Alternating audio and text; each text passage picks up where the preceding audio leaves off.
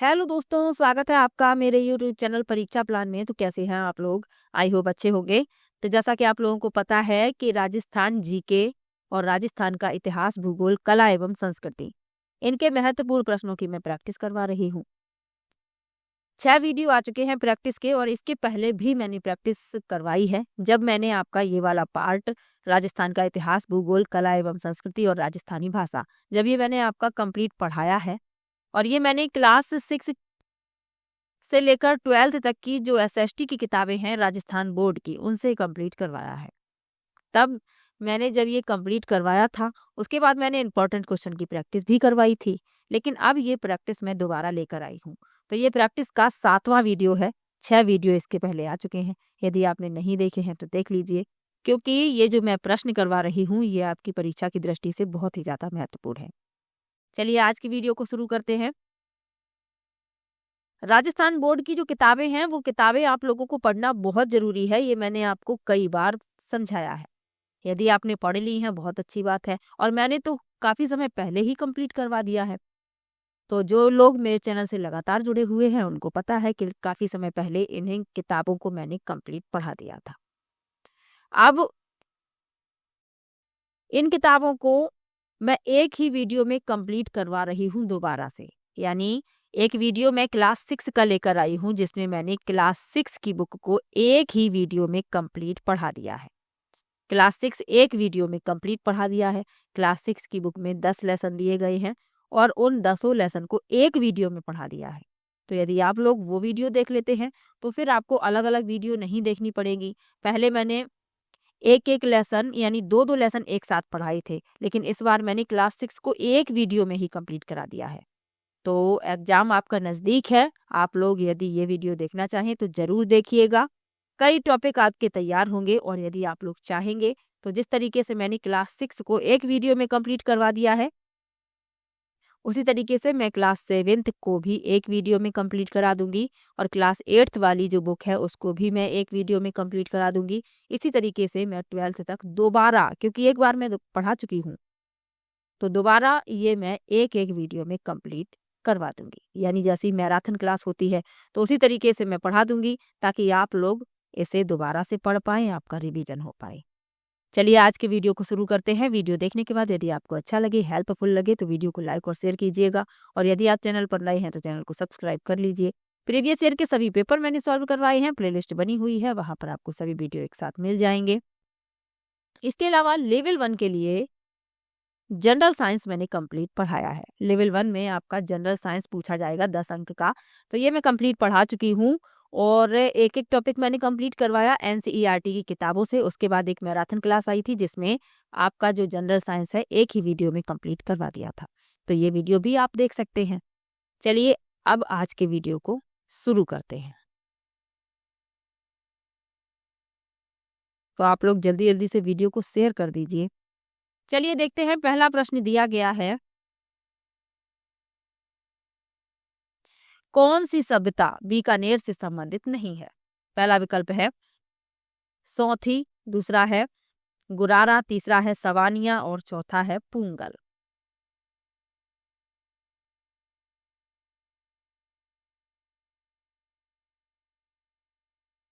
तो बीकानेर से जो संबंधित नहीं है, नहीं का विशेष रूप से ध्यान रखिएगा। तो इसमें जो बीकानेर से संबंधित नहीं है वह है गुरारा। गुरारा जो है ये सीकर में स्थित है, और यहाँ पर 2744 चांदी के पंच चिन्हित सिक्के पाए गए थे। तो इसका संबंध बीकानेर से नहीं बल्कि सीकर से है। और जो सभ्यताएं लिखी हुई हैं सौंथी, सवानिया और पुंगल, इन सब का संबंध बीकानेर से है, तो ये भी याद रखिएगा। इसका संबंध सीकर से है, तो ये आप याद रखिएगा, सीकर। चलिए आगे बढ़ते हैं, अगले प्रश्न पर चलते हैं। गरीबदास जी किस संप्रदाय से जुड़े थे? पहला विकल्प है दादू संप्रदाय, दूसरा है लाल दासी संप्रदाय, तीसरा है राम स्नेही संप्रदाय और चौथा है जसनाथी संप्रदाय। तो गरीबदास जी किस संप्रदाय से जुड़े थे? तो ये जुड़े थे दादू संप्रदाय से। पहला विकल्प इसमें सही हो जाएगा। चलिए आगे बढ़ते हैं। बिजौलिया शिलालेख के अनुसार चौहान वंश के किस शासक ने सांभर झील का निर्माण करवाया? पहला विकल्प है विजय राज प्रथम, दूसरा है विग्रह राज प्रथम है, यहाँ पर माफ कीजिएगा थोड़ी सी गलती हो गई है, विग्रह राज। दूसरा है वासुदेव, तीसरा है दुर्लभ राज प्रथम और चौथा है वाकपति राज। तो विजोलिया शिलालेख के अनुसार पूछा गया है चौहान वंश के किस शासक ने सांभर झील का निर्माण करवाया। तो विजोलिया शिलालेख के अनुसार वासुदेव ने सांभर झील का निर्माण कराया। सांभर झील जयपुर में स्थित है और इसका प्राचीन नाम शाकंभरी भी था, तो ये भी याद रखिएगा। चलिए आगे बढ़ते हैं। पिछला जो वीडियो आया है उसमें मैंने किले और झीलों से संबंधित प्रश्न लिए हैं, तो आप लोग वो वीडियो देख लीजिएगा ताकि किलों और झीलों से संबंधित जो आपका प्रश्न है वो प्रश्न आपका गलत ना हो। चलिए आगे बढ़ते हैं। अगला प्रश्न है जयपुर के किस शासक ने चाकसू में शीतला माता मंदिर बनवाया। पहला है महाराजा मान सिंह, दूसरा है महाराजा ईश्वरी सिंह, तीसरा है महाराजा माधो सिंह और चौथा है महाराजा जय सिंह। तो जयपुर के किस शासक ने चाकसू में शीतला माता मंदिर का निर्माण करवाया। तो वह है महाराजा माधव सिंह। सी विकल्प इसमें सही हो जाएगा। चाकसू में शीतला माता मंदिर का निर्माण महाराजा माधव सिंह प्रथम के शासनकाल के दौरान हुआ, जो कला और वास्तुकला के संरक्षक के रूप में जाने जाने वाले जयपुर के शासक थे। याद रखिएगा, इन्होंने 1750 से 1768 तक शासन किया, तो ये भी याद रखिएगा 1750 से 1768। चलिए आगे बढ़ते हैं। कोटा किस नदी के किनारे स्थित है। पहला विकल्प है चंबल, दूसरा है जवाई, तीसरा है लूनी और चौथा है साबरमती। तो कोटा जो है ये चंबल नदी के किनारे स्थित है, पहला विकल्प इसमें सही हो जाएगा। चलिए आगे बढ़ते हैं। मंदसौर की लड़ाई किसके बीच लड़ी गई थी। पहला विकल्प है राजपूत और अंग्रेज के बीच, दूसरा है मराठा और राजपूत, तीसरा है मराठा और मुगल और चौथा है राजपूत और मुगल। तो मंदसौर की जो लड़ाई है ये मराठा और राजपूत के मध्य लड़ी गई थी, दूसरा विकल्प इसमें सही हो जाएगा।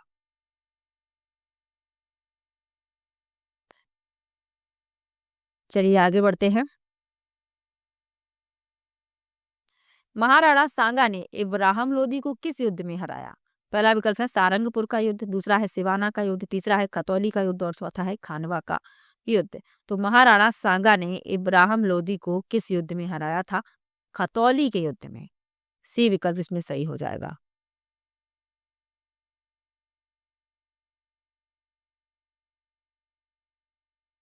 खतौली का युद्ध कब हुआ, 1517 में हुआ, तो ये भी याद रखिएगा। चलिए आगे बढ़ते हैं। शुभम गढ़वाल किस खेल से संबंधित है।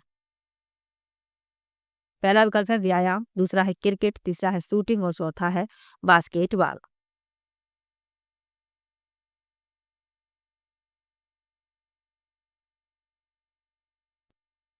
तो शुभम गढ़वाल संबंधित है क्रिकेट से, बी विकल्प इसमें आपका सही हो जाएगा, क्रिकेट।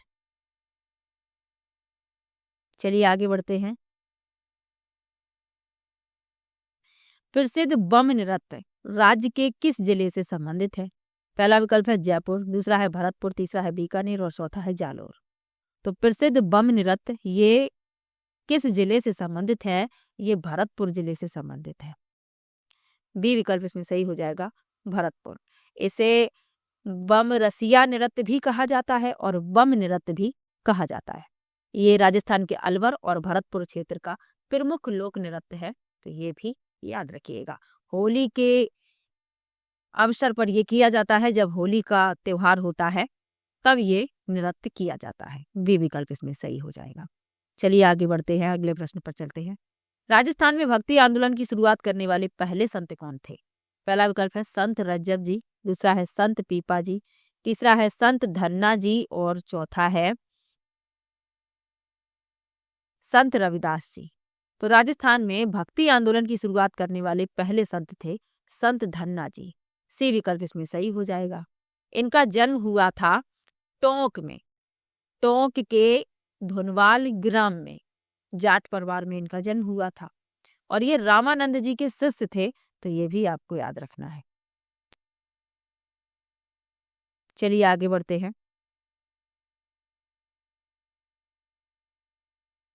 अगला प्रश्न है, भारतीय संविधान के किस अनुच्छेद के तहत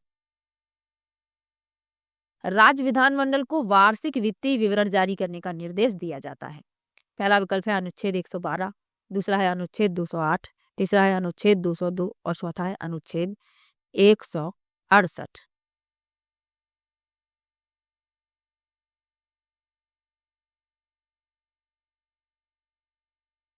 तो इस प्रश्न में आपका तीसरा विकल्प सही हो जाएगा, अनुच्छेद 202। किसी राज्य का राज्यपाल राज्य के विधानमंडल के सदन या सदनों के समक्ष एक वित्तीय वर्ष के लिए राज्य की अनुमानित प्राप्तियों और व्यय का विवरण रखवाएगा। संविधान में वार्षिक वित्तीय विवरण के रूप में नामित एक वित्तीय वर्ष के लिए प्राप्ति और व्यय का यह अनुमानित विवरण आमतौर पर बजट के रूप में जाना जाता है। सी विकल्प इसमें आपका सही हो जाएगा। और विकल्प लिखे हुए हैं, इनके बारे में जान लीजिए। अनुच्छेद 112 तो वार्षिक वित्तीय विवरण, ये अनुच्छेद 112 इससे संबंधित है। अनुच्छेद 208 क्या कहता है? राज्य विधानमंडल के सदनों को अपने आचरण, अपनी प्रक्रिया और अपने व्यवसाय के संचालन के लिए नियम और विनियम बनाने की शक्ति है। और अनुच्छेद 168 ये क्या कहता है? प्रत्येक राज्य में विधायिका होगी और उसमें राज्यपाल होंगे। तो ये भी साथ में याद रखिएगा। चलिए आगे बढ़ते हैं। किसे राजस्थान की राधा कहा जाता है? पहला विकल्प है गवरी देवी, दूसरा है समन बाई, तीसरा है मीराबाई और चौथा है करमठी बाई। तो राजस्थान की राधा मीराबाई को कहा जाता है। सी विकल्प इसमें सही हो जाएगा। मीराबाई से संबंधित आपको एक प्रश्न जरूर मिलेगा, तो ये आप याद रखिएगा। एक प्रश्न और पूछ लिया जाता है कि बांगर की मीरा किसे कहा जाता है? तो वो गवरी बाई को कहा जाता है, ये भी याद रखिएगा। इसमें पूछा गया है राजस्थान की राधा, और बांगर की मीरा पूछ लिया जाए तो गवरी बाई है। ये दोनों ही बातें आपको याद रखनी है। चलिए आगे बढ़ते हैं, अगले प्रश्न पर चलते हैं।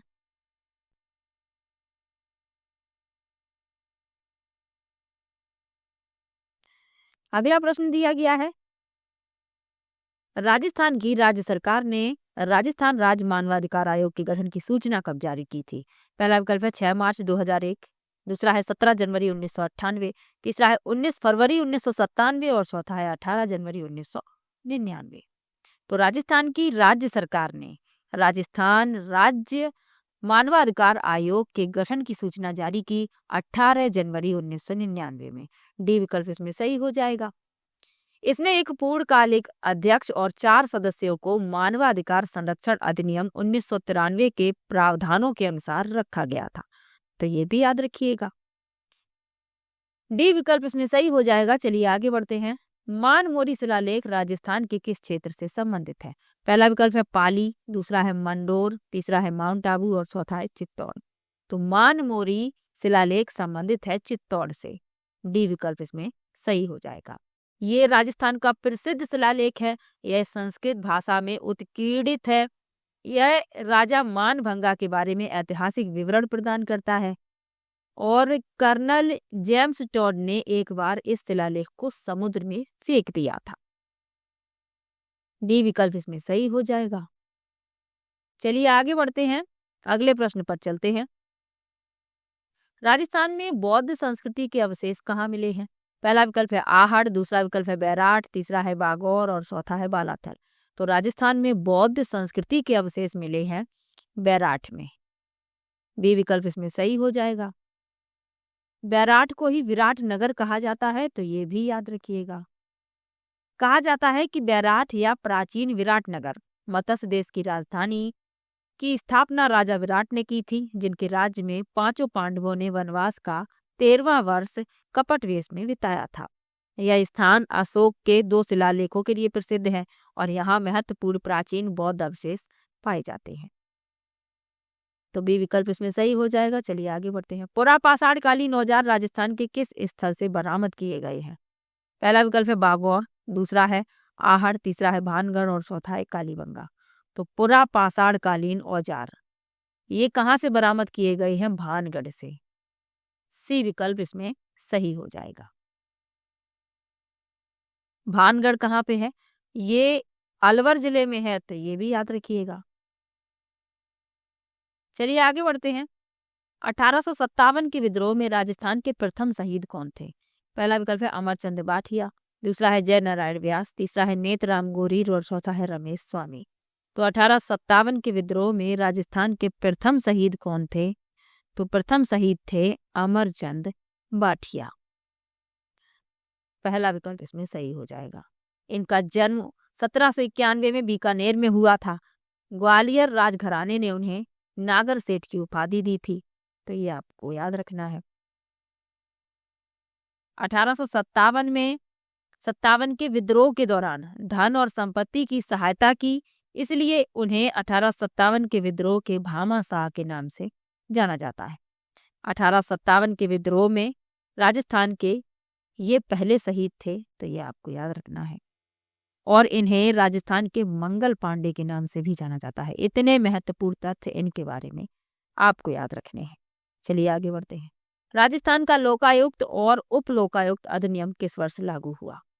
पहला विकल्प है 1973, दूसरा है 1975, तीसरा है 1977 और चौथा है 1979। तो राजस्थान का लोकायुक्त और उप लोकायुक्त अधिनियम किस वर्ष लागू हुआ? 1973 में। पहला विकल्प इसमें सही हो जाएगा। चलिए आगे बढ़ते हैं। राजस्थान के किस जिले में सबसे कम वन आवरण क्षेत्र है? पहला विकल्प है चूरू, दूसरा है उदयपुर, तीसरा है बांसवाड़ा और चौथा है बाड़मेर। तो राजस्थान के किस जिले में सबसे कम वन आवरण क्षेत्र है? तो वह है चूरू। सबसे अधिक कहाँ है? आप लोग कमेंट बॉक्स में बताइएगा, मैंने आपको कई बार बताया है। चलिए आगे बढ़ते हैं। राजस्थान के पूर्ण एकीकरण के समय अर्थात 1 नवंबर 1956 को राजस्थान में कितने जिले थे? अच्छा प्रश्न है। जब राजस्थान का पूर्ण एकीकरण हुआ उस समय कितने जिले थे? पहला विकल्प है 25, दूसरा है 26, तीसरा है 27 और चौथा है 28। तो जब पूर्ण एकीकरण हुआ उस समय राजस्थान में 26 जिले थे, 26। बी विकल्प इसमें सही हो जाएगा। वर्तमान में कितने जिले हैं? कमेंट बॉक्स में बताइएगा। चलिए आगे बढ़ते हैं। भारत में राजस्थान का एकमात्र उत्पादक है, किसका एकमात्र उत्पादक है ये पूछा गया है। पहला विकल्प है जिंक और सोना, दूसरा है चांदी और एल्यूमिनियम, तीसरा है सीसा और जस्ता अयस्क और चौथा है सीसा और टिन।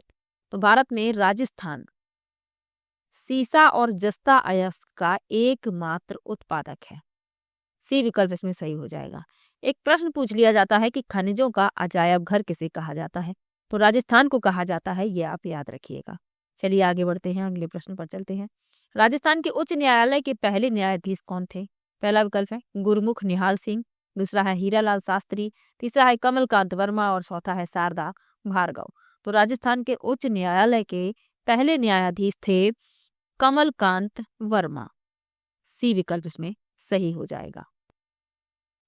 राजस्थान उच्च न्यायालय की स्थापना जोधपुर में हुई थी, 1949 में हुई थी, तो ये भी याद रखना है। और इसकी एक खंडपीठ जयपुर में भी स्थापित की गई थी। चलिए आगे बढ़ते हैं।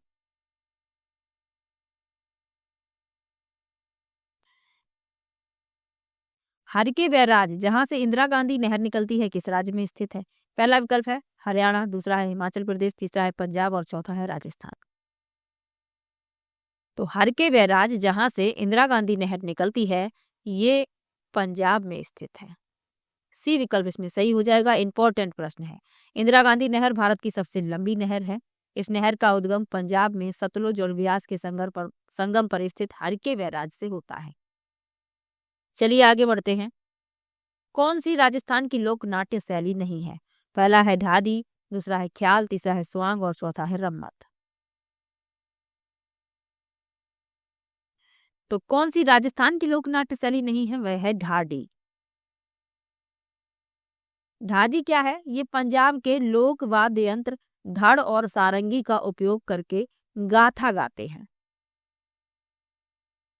और बाकी तीनों ये लोक नाट्य शैली है राजस्थान की। चलिए आगे बढ़ते हैं। राजस्थान का रेगिस्तानी क्षेत्र किसका हिस्सा है? पहला है दक्कन का पठार, दूसरा है टेथिस महासागर, तीसरा है भारत गंगा का मैदान और चौथा है अंगारिडा। तो राजस्थान का रेगिस्तानी क्षेत्र ये टेथिस टेथिस महासागर का हिस्सा है। बी विकल्प इसमें सही हो जाएगा। टेथिस महासागर, गोंडवाना और लॉरेशिया के प्राचीन महाद्वीपों के बीच स्थित एक मेसोजोइक युग के दौरान एक महासागर था। चलिए आगे बढ़ते हैं। अच्छा प्रश्न है, इंपॉर्टेंट भी है। अगला प्रश्न है, वाल्मीकि ने राजस्थान के पश्चिमी भाग को क्या कहा? पहला विकल्प है रण का अंतर, दूसरा है मेद का अंतर, तीसरा है वृष का अंतर और चौथा है मारू का अंतर। तो वाल्मीकि ने राजस्थान के पश्चिमी भाग को मारू का अंतर कहा। डी विकल्प इसमें सही हो जाएगा।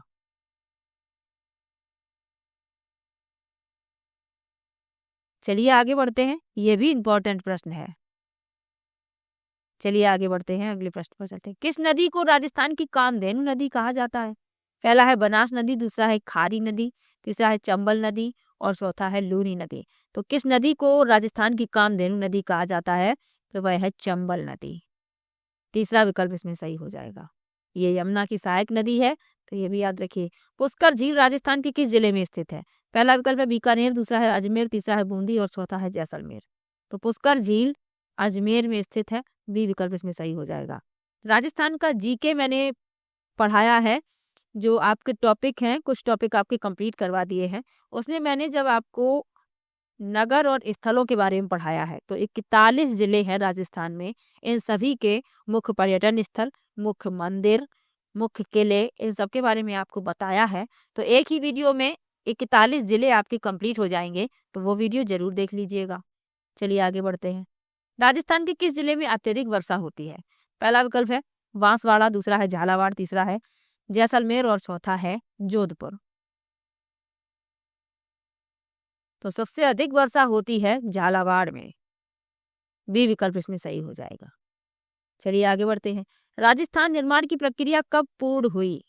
पहला विकल्प है 1948, दूसरा है 1950, तीसरा है 1955 और चौथा है 1956।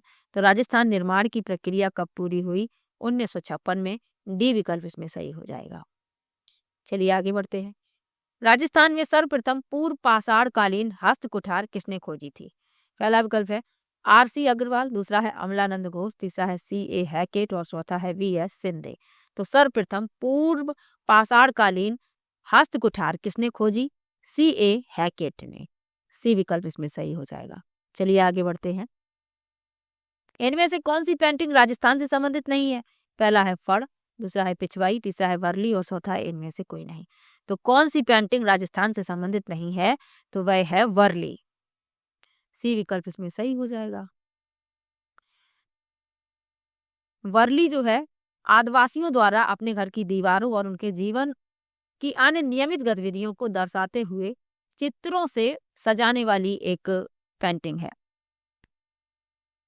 एक कला है जो आदिवासी अपने घरों में, घर की दीवारों पर सजाते हैं। चलिए आगे बढ़ते हैं।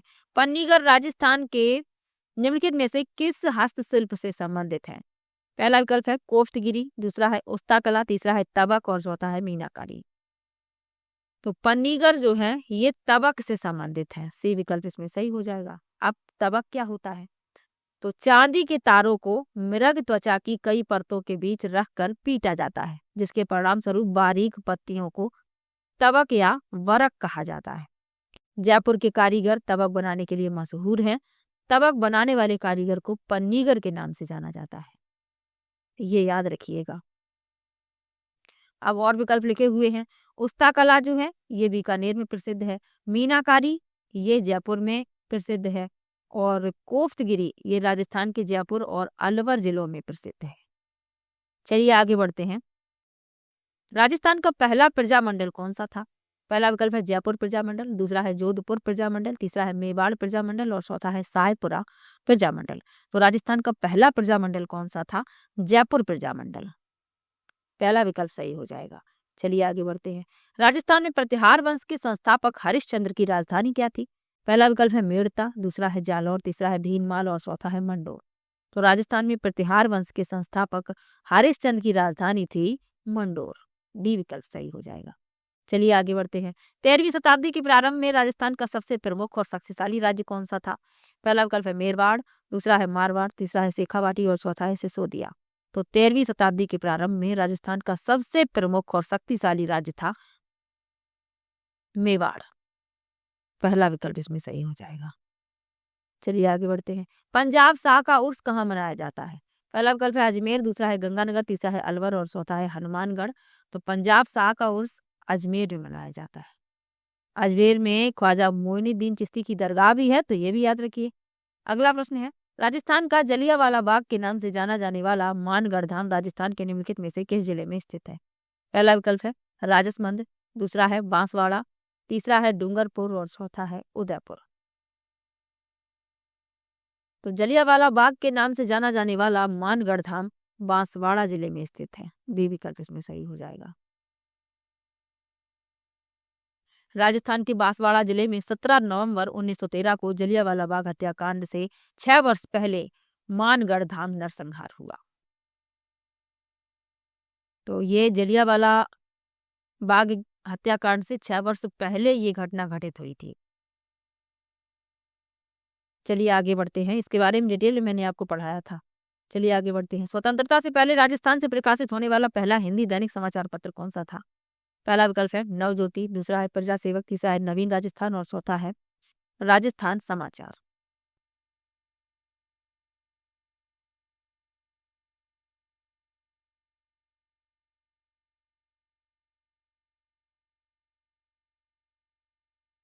तो स्वतंत्रता से पहले राजस्थान से प्रकाशित होने वाला पहला हिंदी दैनिक समाचार पत्र था राजस्थान समाचार। किसके द्वारा प्रकाशित हुआ ये? मुंशी समर्थ दान द्वारा। कब प्रकाशित किया गया? 1889 में। और भी जो विकल्प लिखे हुए हैं इनके बारे में भी जान लीजिए। नवज्योति ये राम नारायण चौधरी द्वारा प्रकाशित है, ये 1936 में प्रकाशित हुआ। प्रजा सेवक ये अचलेश्वर प्रसाद द्वारा प्रकाशित किया गया और कब किया गया? 1939 में। और नवीन राजस्थान ये विजय सिंह पथिक द्वारा प्रकाशित किया गया और कब किया गया? 1921 में। तो इन सब के बारे में याद रखिएगा। चलिए आगे बढ़ते हैं। पंछा राजस्थान के किस जनजाति द्वारा पहना जाने वाला वस्त्र है? पहला विकल्प है सहरिया जनजाति, दूसरा है मीना जनजाति, तीसरा है कोली जनजाति और चौथा है भील जनजाति। तो पंछा जो है ये सहरिया जनजाति द्वारा पहना जाने वाला वस्त्र है।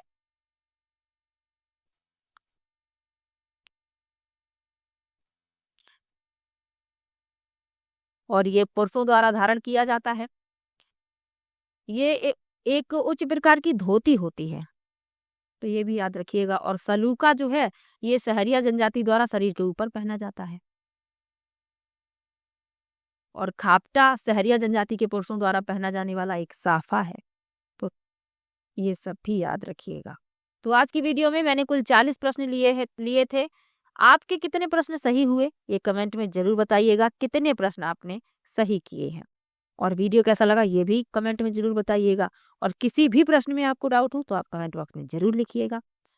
और जो राजस्थान बोर्ड की किताब है क्लास 6 की हमारा राजस्थान भाग 1, उसे मैंने एक वीडियो में कंप्लीट पढ़ा दिया है, तो वो वीडियो जरूर देख लीजिए ताकि आपका एक ही वीडियो में क्लास 6 कंप्लीट हो जाए। चलिए मिलते हैं नेक्स्ट वीडियो में, तब तक के लिए बाय बाय।